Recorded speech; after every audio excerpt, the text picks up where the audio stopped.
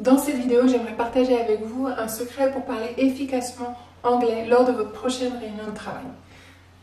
Déjà, j'aimerais vous demander de regarder ces mots-là. Ils sont très similaires au français, ils ressemblent énormément. Regardez rapidement. La majorité d'entre vous, de nombreux professionnels, n'arriveraient pas à prononcer ces mots, même s'ils ressemblent énormément au français. Il existe des centaines et des centaines de mots similaires au français, des mots, des verbes, des centaines, et pourtant beaucoup de personnes n'arrivent pas à les prononcer correctement et n'arrivent pas à les capter lors d'une réunion en anglais.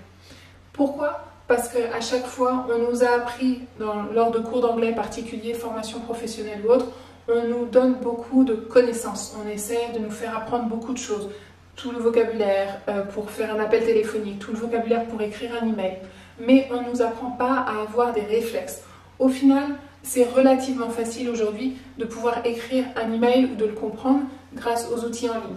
Ce qui est plus difficile, c'est de pouvoir parler de manière fluide avec une partie prenante, quelqu'un qui est clé, qui est critique dans votre succès professionnel, d'avoir une conversation fluide et de créer cette relation de confiance avec cette personne.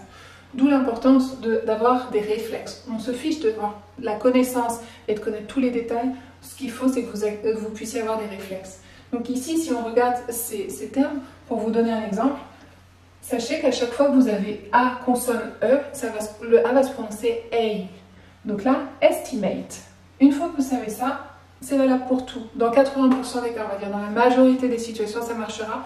C'est un réflexe à acquérir. Calculate, change, prepare, compare. Toujours la même chose. Pareil, on regarde quand ça finit par AL. AL, c'est toujours all. Commercial, official, international, professional, personal.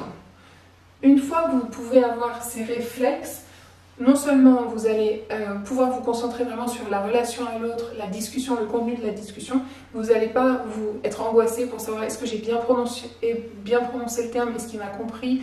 Et de la même manière, quand les discussions vont avoir lieu pendant une réunion, une présentation, vous allez capter davantage tous ces mots, ces centaines de mots qui sont très similaires au français, parce que intellectuellement vous aurez compris que quand vous entendez all,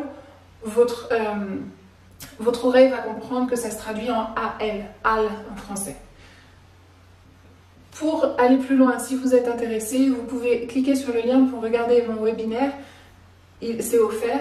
C'est juste là pour vous aider, pour vous permettre de vous développer en anglais. Qui suis-je? Je m'appelle Marie Malinge, je suis créatrice de la chaîne d'anglais My Liberty TV sur YouTube qui compte 70 000 abonnés et je suis également cadre dirigeante chez Airbus à l'étranger. J'espère que cette vidéo vous a été utile. À bientôt.